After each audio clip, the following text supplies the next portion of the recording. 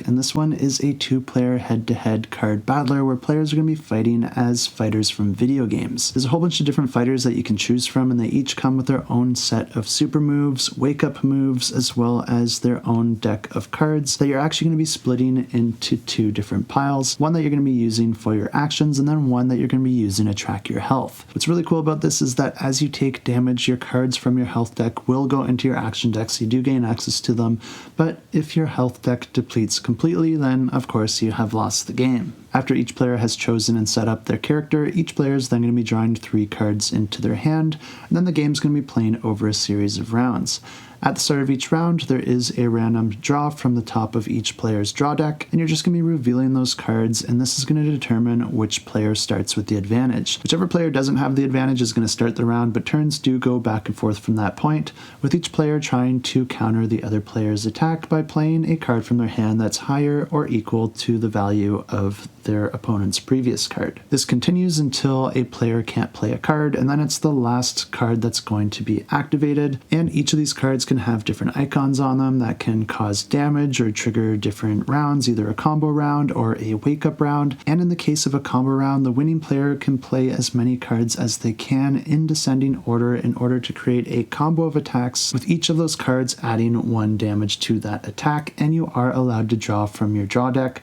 although there is a chance that you end up drawing a card that's higher than a previous one, and in that case it would end your combo. The wake-up rounds work a little bit differently because your character's wake-up cards are actually in a separate area out in front of you, and whenever the wake-up round is triggered, then you're going to be able to add all of those to your hand. Players will then choose one of those cards and simultaneously reveal it, and the winning card is going to be activating its effects for that player. Most of the cards that you play are going to get discarded into your super meter, which you can then spend at any point later in the game in order to activate your super moves. The super moves are always available to you in front of you, but you do need to be able to pay the cost in order to play them. The rounds just continue like this, with players fighting back and forth until one of the players is defeated, and then of course it's the other player that wins the game, and if you do want to check this one out, I will have it linked down below.